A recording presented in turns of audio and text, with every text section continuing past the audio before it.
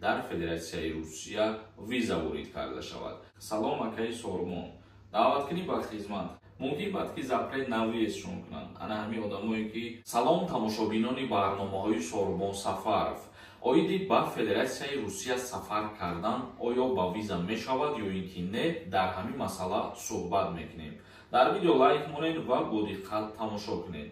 нафарҳое ки мехоҳем ба границаи Қазоқистон сафар кунем, барои аз нав кардани документҳои худтон рақаме ки рӯи экран мебирояд дар тамос бошед. ширкати боваринок ва нархи дастрас дорад.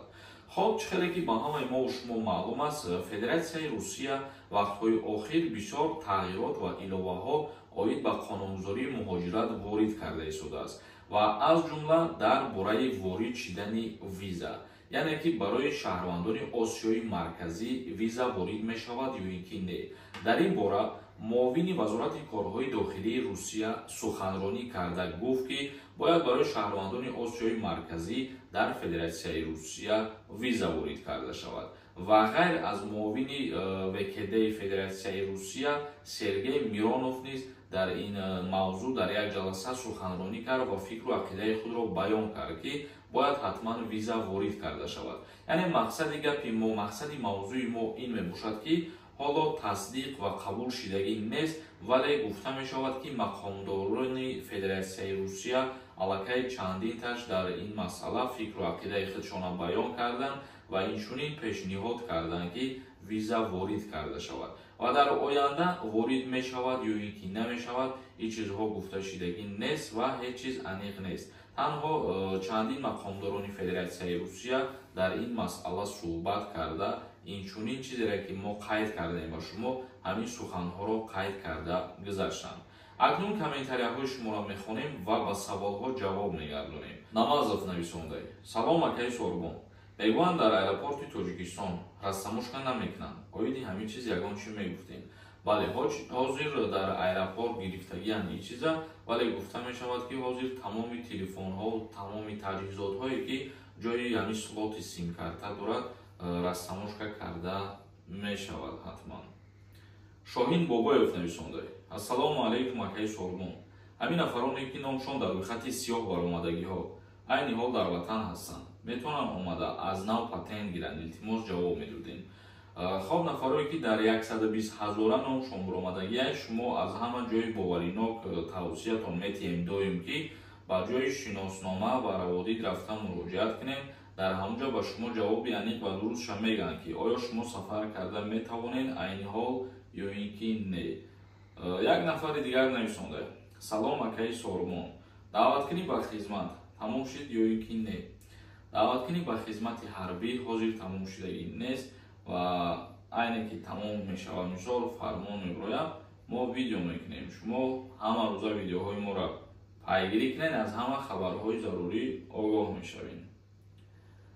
залик нависондай: ҳакама 19 сола мешавам, 31 январда патент накардагӣ будам, аммо худамро дар рӯйхат дидам, метавонам граница гузарам, патент кунам. дар ҳолати граница гузаштан агар шуморо запрет навиез накунанд, мисол таможни контрол, мисол ҳолатҳое мешавад ки мепурсад аз шумо ҳуҷҷатҳои заруриро ва пешниҳод ки кардан натонем, запрет навиез мекунанд дар бисёр вақтҳо. ҳошим нависондай: ассалому алайкум ака. аз Тоҷикистон гости омадагием. мақсади 1 солу 2 моҳ шудааст. нарафтам ягонҷо, вақти рафтани чӣ намегӯянд. гости вақте ки шумо ворид мешавед, фаромӯш накунед ки 3 моҳ зиёд ҳаққи истодан надорем. баъде ки ин чиз аз тақдиртон вобастагӣ дорад, гӯем хато намекунем.